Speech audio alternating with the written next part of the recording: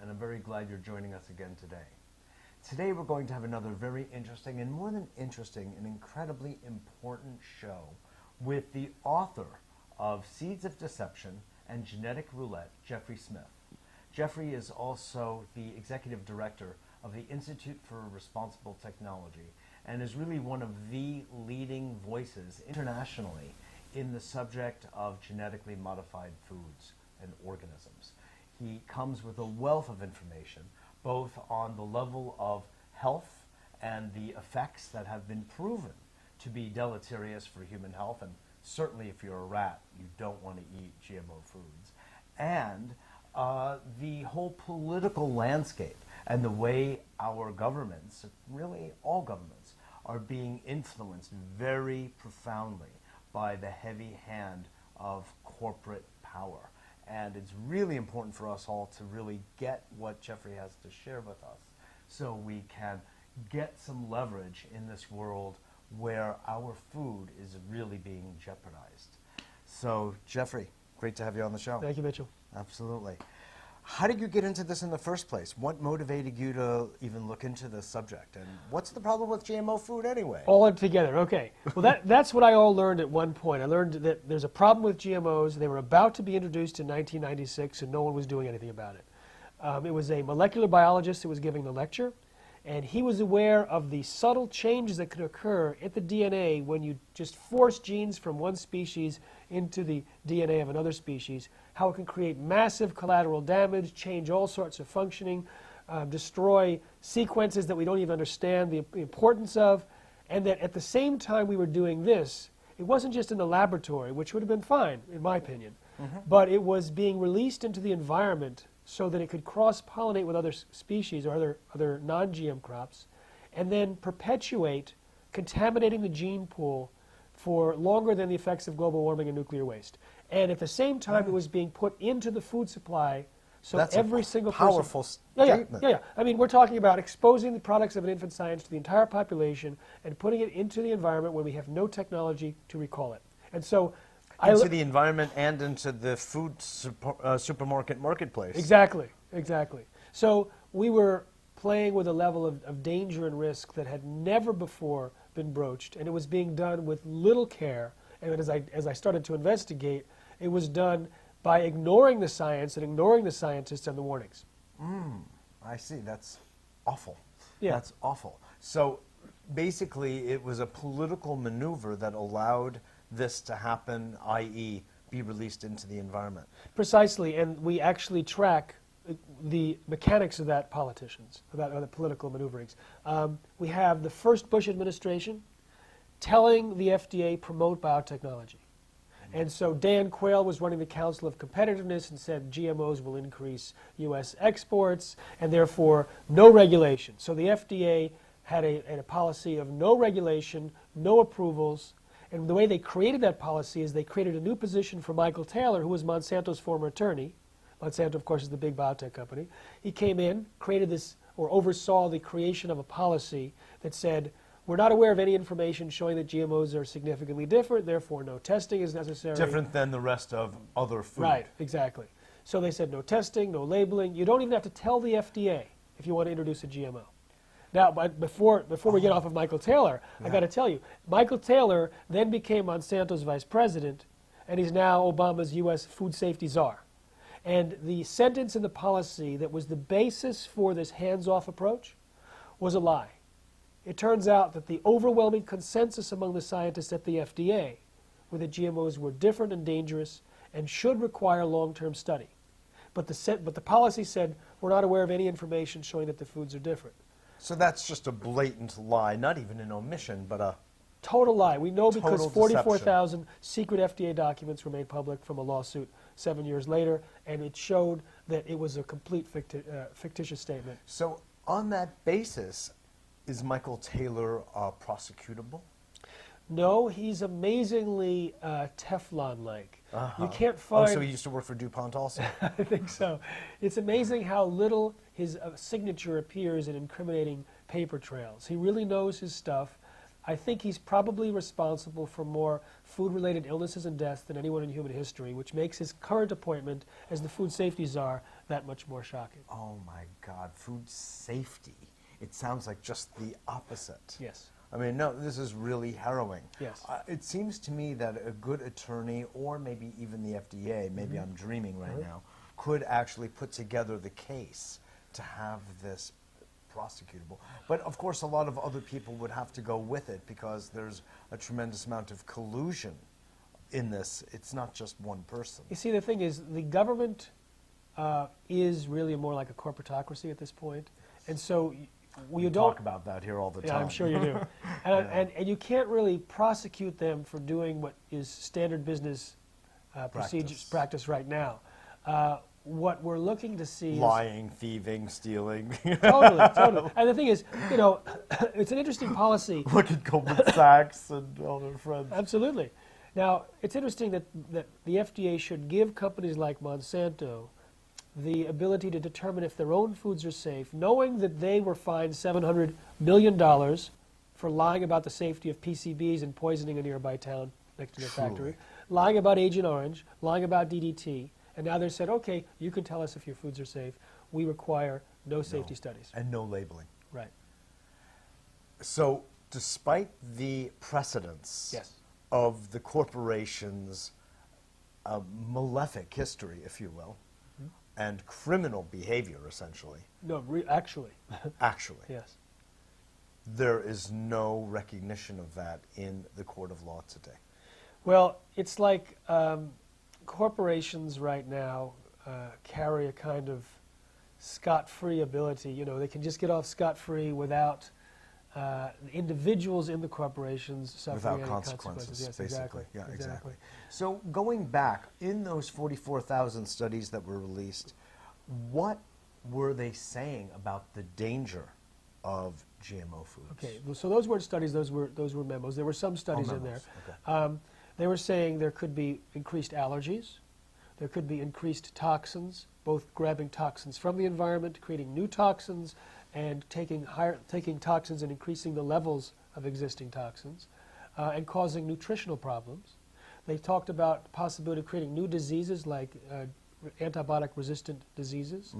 And there was some studies in there from the first genetically modified crop to ever participate in the voluntary consultation process with the FDA. It was the Flavor Saver tomato. And there it showed that 7 of 20 rats developed stomach lesions and 7 of 40 died within 2 weeks.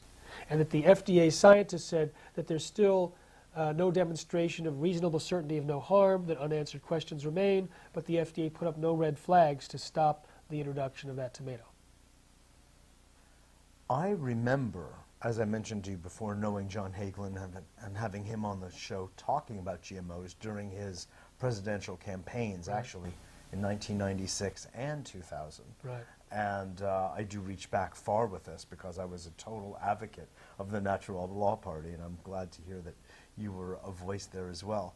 About that tomato that had flounder genes in it, if I remember correctly. Well, there was a Arctic fish that lent its antifreeze gene to a tomato, but that tomato was never introduced. Oh. It was the flavor. It's not the same. It's not the same as the Flavor Saver. Okay. And the Flavor Saver was taken off the market a few years later. There's no genetically modified tomatoes on the market today.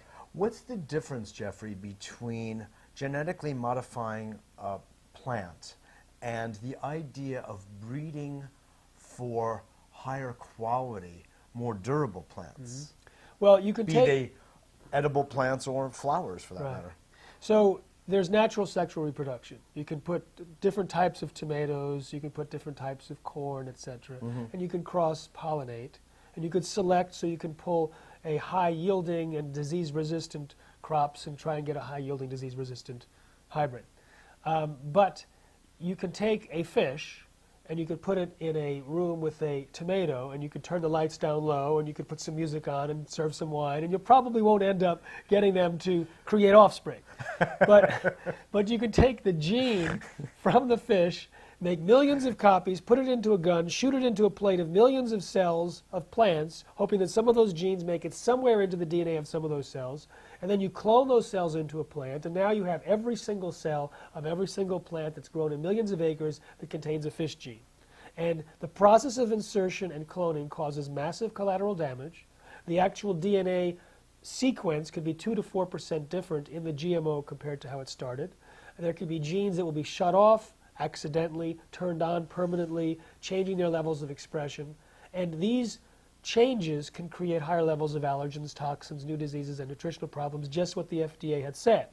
And they don't evaluate these changes before the crops get on the market. Sometimes independent scientists... This is one of the criminal aspects. This absolutely is major, yes. that piece. So yeah. the soybeans that are on the market, Roundup Ready Soy from Monsanto, they're designed not to die when sprayed with Roundup herbicide. That's the purpose for most of the GM crops, so they can be sprayed with poison and not die. It has up to 7 times the amount of a known allergen in soy. It has up to a doubling of an anti-nutrient that blocks absorption of nutrients. Monsanto's corn has a new allergen that's not normally in corn. And so you have all these new side effects. So it doesn't matter if you're putting in vitamin A or vitamin C. The process itself is inherently unsafe. Now, that was the work of this particular, was he a British scientist? Yes. Who recognized that the issue wasn't actually the protein, but the process of genetically modifying itself. Well, it could be protein also. We haven't gotten to that yet. But okay. yes, the process. But certainly the process yes. itself is what you're saying yes. has been proven to be so troubling. What has happened with his research? Well, he was actually given $3 million from the UK government to create a grant to create the testing protocols for GMO so that it would become EU law, how to test for their safety. He took a potato that was engineered to produce an insecticide, fed it to some rats, another potato natural, fed it to other rats, and other rats ate natural potatoes plus the same insecticide that the GM potato was engineered to produce. But only those eating the GM potato got sick. Potentially precancerous cell growth, smaller brains, livers, and testicles, partial atrophy of the liver, damaged immune system in 10 days. But it wasn't the insecticide that caused the problem. It was somehow because they controlled for it. Yes, because this group that had the pesticide didn't get the problem. So it was clear that it was the process of genetic engineering. Was it a Monsanto pesticide? No. Okay. He was. I thought maybe they could go more into that business. Yeah, right. It's true. Leave GMOs out of the picture. Right. Yeah. So it turns out that he went public with his concerns, was a hero for 2 days at his prestigious institute, and then after 2 phone calls were placed from the UK Prime Minister's office, the next day he was fired from his job after 35 years, silenced with threats of a lawsuit. His team was disbanded. They never implemented the protocols. Instead, they attacked him to try and destroy his reputation. But 7 months later, he was invited to testify before Parliament, and the gag order was lifted. He got his data back, and it's now published in The Lancet. Is that so? Yeah, yeah. And what was the time frame, I'm sorry? This was... when the thing happened and well, the restoration? He was silenced in August of 1998, and in February 16th, the gag order was lifted. And what was interesting about the gag order being lifted is that it became a media frenzy in Europe. 750 articles written about GMOs within a month, largely about food safety. And that created a tipping point of consumer rejection where using genetically modified ingredients became a marketing liability. So 10 weeks after the gag order was lifted, the tipping point was achieved, and virtually every major food company committed to stop using GM ingredients in Europe. Now, Europe in some ways is leading the way, France perhaps in particular, for resisting, being Monsanto resistant. It's a new bacterial form. Yes, right. And what can you say about that, and what are the implications for us here? Well, are there any? The thing is, Europe's rejection of GMOs, as I said, came back in 1999, and the rejection was based on consumer rejection, yes, which was followed by industry's rejection, which was followed by government's rejection. Now, the government hasn't really, the European government hasn't rejected GMOs. They're actually pro-GMO. They rubber stamp approvals for everything. Some countries are against GMOs, particularly planting them in those countries. They haven't rejected the food legally. It's just that they don't get it in unless it's animal feed. So in terms of leading the way, they're miles ahead. They require labeling. We don't have labeling in the United States, even though there are doctors groups that say that every doctor should prescribe non-GMO diets to every patient in the United States because the GMOs are linked to immune system problems, reproductive problems, accelerated aging, organ damage, gastrointestinal distress. The anti-aging part of it, I mean, the aging part should be enough to convince most Americans that this is something to avoid. Absolutely. The thing is, That's a real selling point well, for non-GMO purchasing. It's true. But the thing is, consider the reproductive issues. You said at the beginning, you don't want to be a rat to be eating GMOs. Consider what happened to rodents that were fed GMOs. They had their testicles changed from pink to blue. The sperm cells were damaged. The uterus and ovaries were changed. The embryo offspring had different functioning of the DNA. They had smaller babies, 5 times the rate of dead babies, fewer babies, and some of the babies had hair growing in their mouths. And by the 3rd generation of hamsters fed GM soy, most lost the ability to have babies. So that's like astounding information. And all of those were related to Roundup-ready crops. Now, Roundup itself has known properties linked to birth defects, endocrine disruption, fewer sperm cells, abnormal sperm cells, cancer, etc. And so when you eat the Roundup-ready crops, there's higher levels of Roundup. And so we don't know if the reproductive problems happen to be because of the herbicide that's a poison or because of the changes that occur as a result of the process of genetic engineering. But either way, it's not something that people of childbearing age or children should be consuming. Yeah, right. Now, because of the lack of labeling, because the Monsanto is so powerful, and because there's this revolving door policy between their executives and FDA agents and higher level officials, they control the agency clearly. Yes. And it appears that they control the White House, except for that little bit of garden that Michelle Obama has vouchsafed. They control the country except a quarter acre. Yes, right, exactly. Yes. Now, that means that we Americans are eating Monsanto-laden, genetically modified foods probably all the time. Right. So when we go to the supermarket, does that mean that all those vegetables are already modified? Fortunately, no. There's only 8 genetically modified food crops. If you go to nongmoshoppingguide.com, you can actually see thousands of products that are non-GMO. So we've created a portable labeling guide. You can actually Fabulous. You can download it on your iPhone at Shop No GMO. You can download a page off of the website. You can order. I the heard shopping they were guide. trying to make even that illegal because Yeah, that was bringing attention to the fact that they're not. They don't want a non-GMO shopping guide. In fact, Surely. non-GMO labels, because the tipping point is starting to happen in the U.S. too, the 3rd fastest growing health claim on any product sold in the grocery store is non-GMO today. That so? Yes, and that's because That's yes, excellent. it is. And we're also seeing a tipping point against bovine growth hormone, which has been kicked out of Walmart's milk and Starbucks and Yoplait and Dannon and most American dairies because the link to cancer from the milk that's injected with cows with this Right. bovine growth hormone. Exactly. So getting back to how to avoid GMOs, the Yes. 8 GM crops, soy, which is practically omnipresent in our packaged processed foods. Right. But it's really not in regular food. You will not. Right. If you buy Whole Foods that's unprocessed, Correct. It's not there. Corn, also practically omnipresent. Cottonseed and canola oils. Sugar from sugar beets. These are the 5 major ones. They just approved alfalfa, which is used for hay for animals. And salmon. And haven't been approved yet. Oh, it fortunately. hasn't No, been? no. So far, our Goodness. fish are safe. And then you have a little bit of zucchini, a little bit of crookneck squash, and most Hawaiian papaya. But those are the only GM crops. So in the produce section, the only thing to worry about is Hawaiian papaya, zucchini, yellow crookneck squash, and corn. Everything else, nothing has been introduced today that's genetically modified. The tomatoes are off the market, the potatoes are off the market. Virtually every other fruit and vegetable has a genetically modified counterpart waiting to be introduced by Monsanto and the others. In fact, their specified goal was to genetically engineer 100% of all the commercial seeds in the world and patent them.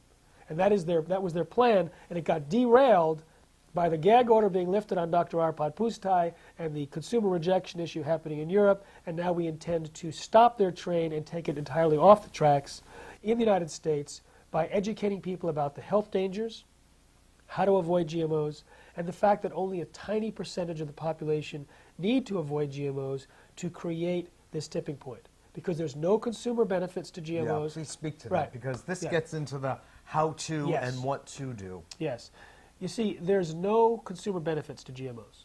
the same companies that have removed Well, GMO. of course, they say it's cheaper food. No, and it's not. It grows anywhere. No, it doesn't. You know. It doesn't. I mean, this is what they say. They say it's to feed the world. It actually works against feeding the hungry world. It actually lowers It's yield. like the It actually food. Yeah. I mean, the Ford issue in India back then. What was the green? Oh, the green initiative, the green revolution. Green Revolution. Yeah, which created Another more scam. poisonous Right. pesticides and stuff. Yeah. Please go on. So because we think only 5% of U.S. shoppers, about 15 million Americans, would be sufficient to create a tipping point, which makes it very easy. Yeah. And so that shows if there's 15 million people taken out of the consumer base for a particular major company, that shows a drop in market share.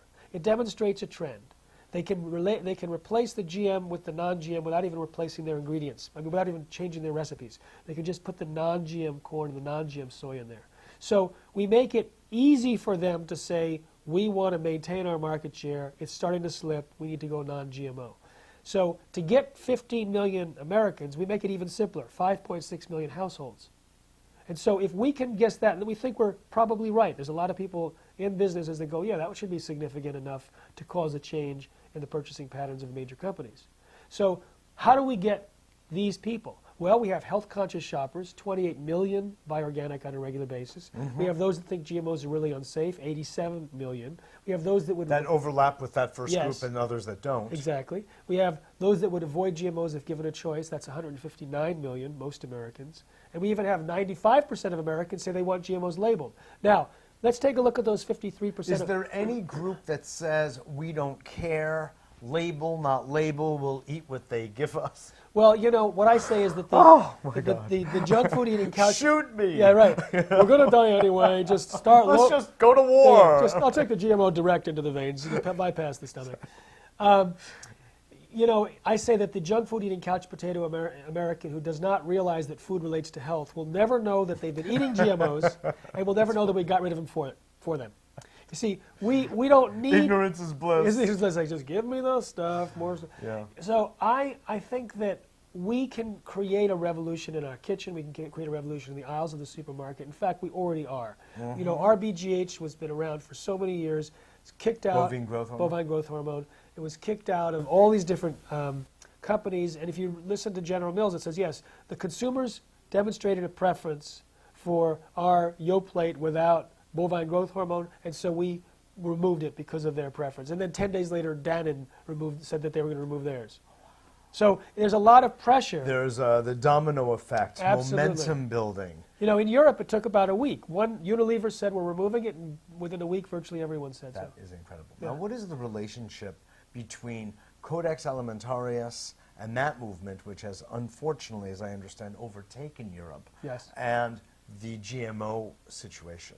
So the WTO is a treaty that monitors trade and certain regulations, and they defer for technical support in their legal issues to Codex, which makes rules on trade and labeling and things like that. So far, labeling has been allowed. The U.S. likes to try and go to the Codex meetings to try and make labeling illegal so that then the U.S. can then file a WTO lawsuit against countries that label the products. But so far, that's been secure. So there have been, you know, it's the way that basically businesses who have already taken over a large amount of different countries' regulatory mechanisms, now they're taking over the international so that the countries that they don't yet have control over, they can control from an international treaty level. That's the summary of it. And it's very scary, but I think that by creating a consumer tipping point where it becomes a marketing liability for anyone to use GMOs, we can do an end around Codex and end around the pro-GM bias in this and previous administrations, go directly to consumers, and then eliminate GMOs with the same motivation that put it on the market, which was profits. So the companies that want to protect their profits will have to remove GMOs from the food, and that way we can use the market to restore and reclaim a non-GMO food supply. Beautiful. You have done so much great, incredible research and homework, and I just want to commend you because you are really leading this battle. It is. It's a corporatocracy. They are overtaking our governments, our agencies, those designed to protect us, And all of it is, unfortunately, it's like a scam now. Yes. It's just a scam. And the thing is, right now, we have starting non-GMO action groups in every state in the United States. We've trained 400 people to speak on GMOs. We're going to probably train several hundred more this year. We have national groups focused on targeted demographics like health-conscious shoppers and parents of young kids and healthcare professionals. So we're doing an outreach to create a tipping point. I invite your listeners to come in and join us, and whether it's just a click and send revolution, whether it's just getting the shopping guide to avoid it and being part of the tipping point, or getting out there and speaking about GMOs, now is the time to protect our health, our environment, and future generations. Exactly. Beautiful. Well, keep up the great work. Thank you, Mitchell. Really appreciate it, Jeffrey. Thanks. Really. And we didn't even touch upon the seed aspect, that they are seeking to aggregate all of the seeds in the world under their auspices, and we will have to be going to them to have seeds to Yes. plant our food. Control the seeds, control the food, control the people. Yeah, exactly. Yeah. Yes, it's a really sad thing. So the work you're doing is just so commendable. Really thank you. Thank you. Absolutely. Next time we'll have you on and we'll talk more about the seeds, and we'll have you on the radio show as well. Sounds great. Okay? Wonderful. This is Mitchell J. Rabin for A Better World. Thanks so much for joining us. I hope you enjoyed that and got as much out of that as I did, because it's obvious that this is an incredibly essential thing. Essentially, our food supply has been corrupted. And just in my own gut, I know that when you mess around with the genes of a food, you are messing around with life itself. You know, I'm an open guy. I like lots of experimentation and innovation. But there is a certain point where you just beg off and respect nature and allow her to do her thing her way and appreciate it. So with that, please get in touch with us at www.abetterworld.net. I love when you share your thoughts, feelings, and comments with us. So I look forward to seeing you all next week.